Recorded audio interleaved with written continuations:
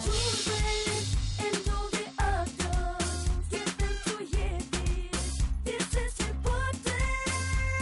Hello everyone. Welcome to JSC English Second Language Program 2. In today's program, there will be a group of students attending a tutorial group working out the meanings of unfamiliar words using contextual clues. The objectives of today's lesson are to understand the literal meaning of a text, to work out the meaning of unfamiliar words using contextual clues. Enjoy the program. I can't believe how difficult that test was. Yeah, I completely messed up because I could not understand most of the text. Hi guys, I'm so glad to see both of you. I got great marks for my test. Let me see. Good for you. It was all thanks to you too. But why the long faces? No, we're proud of you. It's just that we really had a bad test day today.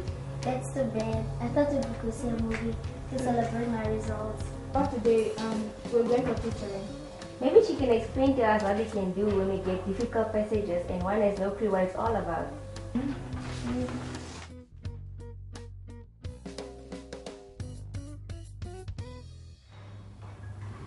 Hello everyone. Welcome to class. Right, please sit down. We'd like to start the lesson for today. Thank you. Right. What do you do when you come across difficult or unfamiliar words in a passage? Yes, Thomas. I use my dictionary of thesaurus. Very good. Both are also good for increasing your vocabulary. But what do you do in situations where you can't use them? Yeah, like in today's test. Now, if you don't know the meaning of the word, you can often use the context to help you guess. What do you mean by the word context? The context of a word Refers to the other words around it in a sentence or passage. Take out a pen and paper and let's look at this passage. The first sentence says, most children look forward eagerly to their school days, having watched their older brothers and sisters leave home proudly in their uniforms, carrying trunks of books.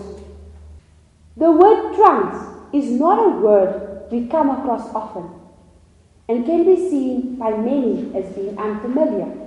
From this sentence, we can guess that a trunk of books must mean some sort of container of books. We can guess by the fact that it is a number of books which are being carried by learners. We know that learners normally carry their books in school bags. Yes, Indeleni. I see. Carrying trunks of books. The older brothers and sisters carry their books in the school bags. Yes. Now scan through the second paragraph and see if you can spot more unfamiliar words. We need to follow him through the infant school. It would make a full story in itself. But it was no different from the story of other children. In the primary school, however, his individual character began to show. He developed a strong hatred for arithmetic, but he loved stories and songs, and he liked particularly the sound of English words, even when they conveyed no meaning at all. Some of them simply filled him with joy. Periwinkle was such a word. He had now forgotten how he learned it, or exactly what it was. He had a vague private meaning for it, and it was something to do with fairyland. Yes, Indeleni. The second paragraph, the word conveyed in the middle of the paragraph, and he liked particularly the sound of English words, even when they conveyed no meaning at all. Conveyed. Yes, the word conveyed. Yes, Thomas. Isn't it to tell someone something? Yes, good guess. How did you think of that? Well, the sum of words comes to us giving us a message of some sort or a meaning. So I guess that the word was supposed to tell Chai something. That is very good. Convey was used for words meaning that the words carry a message or a meaning across from speaker to listener. Yes, Jessica. And vague, miss, in the last sentence of the paragraph?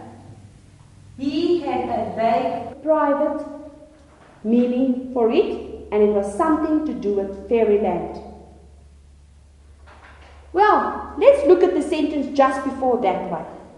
He had now forgotten how he learned it or exactly what it was. They put that together with the sentence that vague is in. Any idea what it could mean? I think it means he doesn't remember what the word means, but he has an idea. That's correct, Jessica. I can see you guys are starting to grasp this. Let us see if you can guess the meaning of the following words in the next paragraph. Child's teacher was fond of using long words in the classroom. He was said to be a very learned man who liked to share this knowledge with his learners. He used to say to Chai that if he continued to be more and more arrogant, then others would dislike him. Yes, Kavin. I think the word fond means to like something. In this case, Chai's teacher liked to use long words. Because if you fond of something, you enjoy it and therefore do it often. Absolutely correct, Kavin. Thomas? Learn means Chai's teacher learned a lot. Not just learned a lot, he is well educated. Kavin, don't you want to try the next word? Arrogant means you're full of yourself. What do you mean by full of yourself? The teacher thinks highly of himself. Yes. So when you say someone is arrogant, then that person is full of themselves. Now I want you to do the next exercise. Can you match these words with their meanings in the right-hand side column and write them down? The first one has been completed as an example. The word periwinkle means creeping evergreen plant with light blue flowers. Now what is the meaning of mechanism in the language?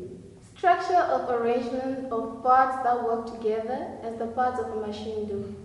That's right. And constellation? A name given to a group of fixed stars. Correct. And dispersal, Kaveh? Sudden and violent bursting? No. Sorry, that's the meaning for explosive. The process of scattering or going into different directions. Well done, Kaveh. You gave us all 2 answers at the same time. Thank you.